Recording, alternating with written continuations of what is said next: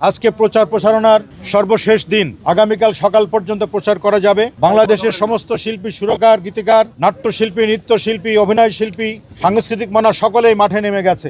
আগামী 12 তারিখ নিয়ে আমাদের ঘুম খাওয়া হারাম হয়ে গেছে। সারা বাংলাদেশের মানুষ আজকে ঐক্যবদ্ধ।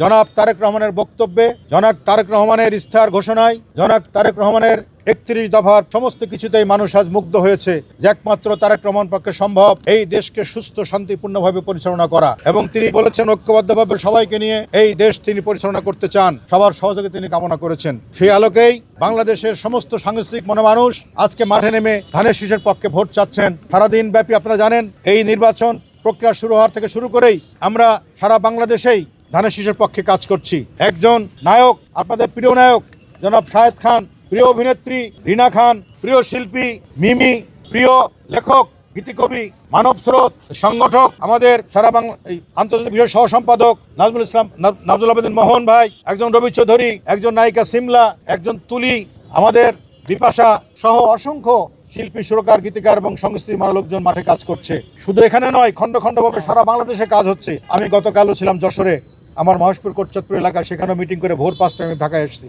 এসেই সারা বাংলাদেশের মানুষের কাছে বার্তা পৌঁছাচ্ছে, আসুন একটা বার জনাব তারেক রহমানকে প্রধান বানিয়ে দেখুন, এই দেশের পরিবর্তন কিভাবে আসে। চাঁদাবাজি থাকবে না, দুর্নীতি থাকবে না, কলহ থাকবে না, বিবাদ থাকবে না, নির্বিচারে মানুষের বিচার করা হবে না। তিনি বারবারই বলছেন, বাবার আদর্শ, মায়ের আদর্শ বুকে ধারণ করে আমি রাজনীতি করতে চাই, সাধারণ মানুষের উপকারের জন্য রাজনীতি করতে চাই, অর্থনৈতিক মুক্তি চাই, ভোট এবং ভাতের অধিকারের রাজনীতি করতে চাই। সে আলোকেই আমরা বিশ্বাস বুকে ধারণ করে মাঠে ময়দানে কাজ করছি ধানের শীষের পক্ষে।